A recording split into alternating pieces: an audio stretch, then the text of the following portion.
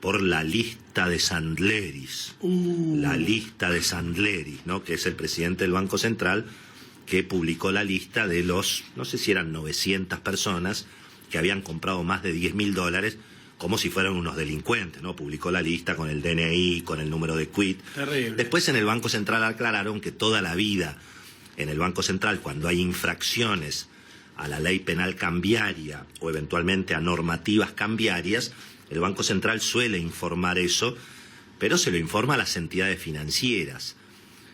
Acá se colgó la información de la página web. Es como si la AFIP hubiera puesto en la página web los tipos que entraron al blanqueo.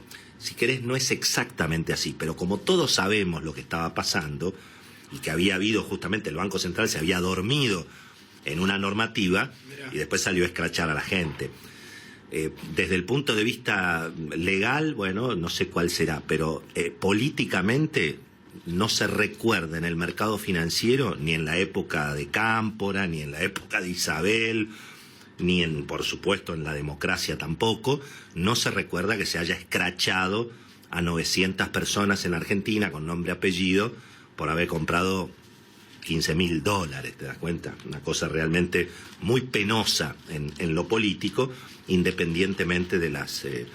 tema menor además, un tema, si se quiere, ni siquiera tan relevante. Pero bueno, una mancha que le quedará al presidente del Banco Central y al directorio que lo acompaña. Pero bueno, además de eso, es una semana donde, bueno, otra vez los mercados se van a poner a prueba. El viernes pasado recuperaron fuerte los bonos argentinos con esta idea de que había trascendido de que eventualmente el equipo de Alberto Fernández estaba pensando en una negociación amigable de la deuda, con el anuncio de que se intentaba una solución a la uruguaya. Para algunos es un cuento porque no es tan fácil, pero bueno, en principio hubo una recuperación de los bonos argentinos durante el viernes y hay que ver cuál va a ser también la reacción hoy de los mercados después de lo que fue el acto muy significativo para el presidente Macri, para Cambiemos allí en Barrancas de Belgrano, no solamente por la cantidad de gente que fue y porque por supuesto fue un acto totalmente espontáneo, sino porque, bueno, eso también es un impulso muy importante para Horacio Rodríguez Larreta, para el gobierno de la ciudad. Eso puede consolidar el triunfo también, digamos, de Cambiemos en la ciudad de Buenos Aires.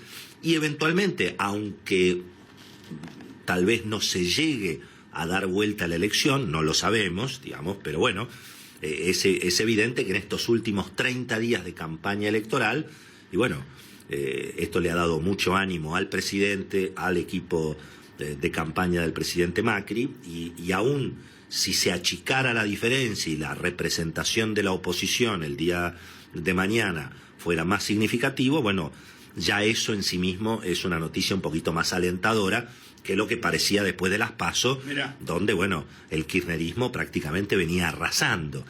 Veremos si en los mercados esto que ocurrió el fin de semana en Barrancas de Belgrano, los actos que vienen ahora, hoy el presidente en Junín, el cierre en el Obelisco, bueno, naturalmente el triunfo allí en Mendoza, si eso puede eventualmente mejorar las perspectivas de un mercado financiero que esta semana, ahí lo dice muy bien la nota de nuestro amigo Alejandro Cole, no hay respiro, ¿no? Los mercados otra vez van a tener vencimientos por casi $700 millones, y habrá que ver si eso eventualmente presiona un poco el mercado, Y para completar la agenda económica, antes de hablar un ratito con el doctor Jorge Haddad, muy interesante la nota hoy de Hugo Alconada Amón en La Nación, hablando sobre el futuro de YPF si eventualmente Alberto Fernández fuera elegido futuro presidente.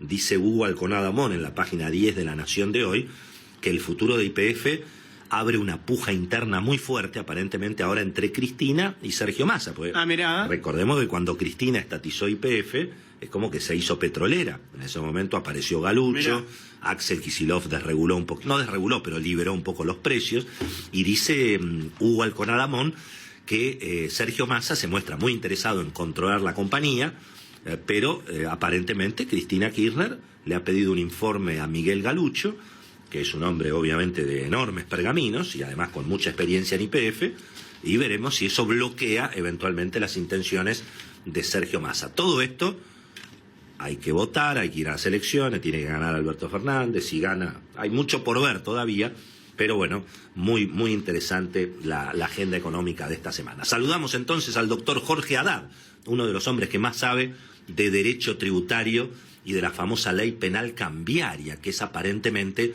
en la que se amparó el Banco Central para difundir la lista de Sandleris, Jorge, querido, un gran abrazo. Aquí te saludamos todos en el programa de Marcelo Longobardi. Willy Cohen, ¿cómo estás? Buen día, ¿cómo te va, Willy? Bueno, acá preguntaban María y Rolo preguntaban si tenés algo que ver con nuestro amigo, el periodista Daniel Haddad. No, somos del mismo lugar, pero de distintos desiertos. Está muy bien. Bueno, Jorge, ¿con qué querés empezar? ¿Con el ajuste por inflación? Yo creo que es lo que convendría. Dale. Porque este mes se da la casualidad que la ley te establece el 55% de diferencia anual, sí, y en cambio hubo un 54,5%. Hay una infinidad, vos citaste un fallo que hicieron lugar, sí, a la aplicación del índice del ajuste por inflación en función de que los resultados de aplicar el índice por inflación y no aplicarlos eran exorbitantemente distintos, diferentes y en perjuicio. Y no nos tenemos que olvidar de una sentencia de hace varios años de la Corte, y a partir de ella hubo, no te miento, más de 200 casos sin la actualización, que es Candy. Claro, el fallo Candy. Claro, el fallo Candy. Claro, el fallo Candy te da la pauta para aplicar o no el índice de inflación. Eso fue por el ajuste por inflación del 2002. Fíjate de lo que estamos hablando, ¿no? Claro, hay que aclarar, Jorge, que la ley aprobada dice que cuando la inflación anualizada es 55% o más, automáticamente las empresas pueden aplicar el ajuste por inflación. Ahora, la última medición de inflación dio 54,5. O sea, claro, faltaba un centavo para el 55. Exactamente, y eso es lo que hay una cantidad de acciones judiciales, de medidas de interpretación de la ley, sería el caso, no son amparos, pero que te establecen no solo el 54 o el 55, porque la diferencia, de acuerdo a Candy, que es un precedente importante, te da los parámetros como para poder decir, no se dio el 55, bueno, pero se dieron los parámetros de Candy, y yo quiero que se aplique el ajuste por inflación porque estoy pagando impuestos sobre algo que no tengo las ganancias, al contrario, tengo pérdida. Claro, sí. Entonces, se ha judicializado, y cada vez se judicializa más el tema. ¿Por qué? Porque las empresas tampoco ganan más.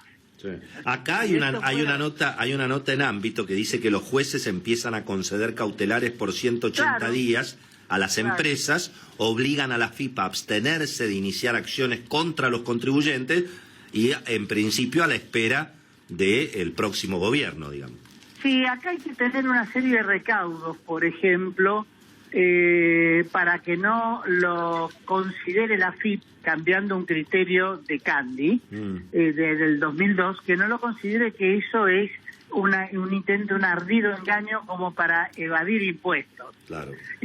Pero acá vos lo tenés que poner en la memoria del directorio que convoca a la asamblea, en la memoria en el punto de la asamblea, donde vos estás exhibiendo claramente, que es lo que pasó con Candy, lo estás exhibiendo claramente que no hay ardido engaño, hay interpretación de la ley. Correcto. Entonces la ley penal tributaria la deja de lado. Vamos, Jorge, a el episodio del Banco Central. El Banco Central, vos decís que es lamentable, pero el Banco Central lo que dice es que toda la vida publicó las listas de las personas que estaban inhabilitadas para operar en cambios, y además el Banco Central dice que le corresponde, porque el Banco Central es la autoridad de aplicación de la ley penal cambiaria. Eso dice el Banco Central. ¿Qué dice el doctor Jorge Haddad? Es correcto, les corresponde, pero no publicitarlo, porque la publicidad, como lo hizo, es una sanción implícita. O sea, no, yo no hablo de escrache, porque ese es otro tema. Yo te hablo de ajustémonos a las normas legales. Sí. El principio general es de inocencia y está en la Constitución. Si no hacemos respetar la Constitución, bueno, ¿qué vamos a respetar?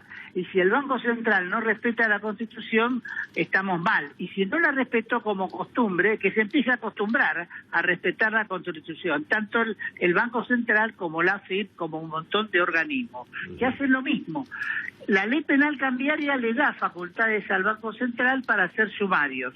Una vez que inició el sumario, tiene que darle traslado para la defensa, después resuelve y eso se apela a la justicia. O sea, fíjate todo el tiempo que falta como para que puedan decir acá hay una sanción real.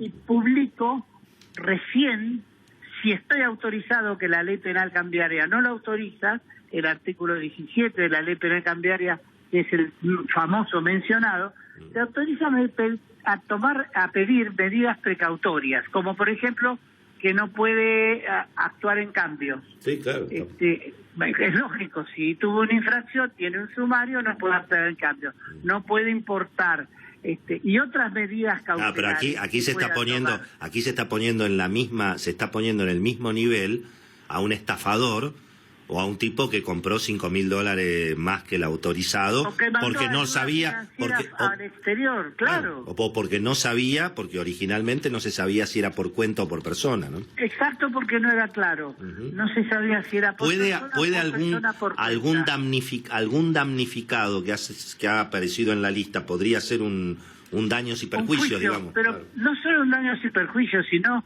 tiene que defenderse ante los juzgados penal económicos, resolverá el juzgado penal económico si cometió o no la infracción y si corresponde la sanción que le va a aplicar el Banco Central. Recién en ese momento, cuando quede firme en primera y segunda instancia y vaya a la Cámara de Casación, fíjate el tiempo que estamos hablando, ahí recién estaría en condiciones de publicar si la ley lo permite.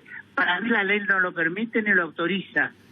Bueno. Porque es una sanción implícita. Sí, claro, bueno. A vos te están exponiendo a todo público, cuando lo que tendrían que dar es una orden a los bancos, que es una cosa totalmente distinta. Que no la pongan en la página web, sino que informen a cada banco. Bueno, estamos escuchando al doctor Jorge Haddad, que es abogado y es un especialista en temas de derecho tributario, particularmente también en la ley penal cambiaria. Jorge, un abrazo. Te cuento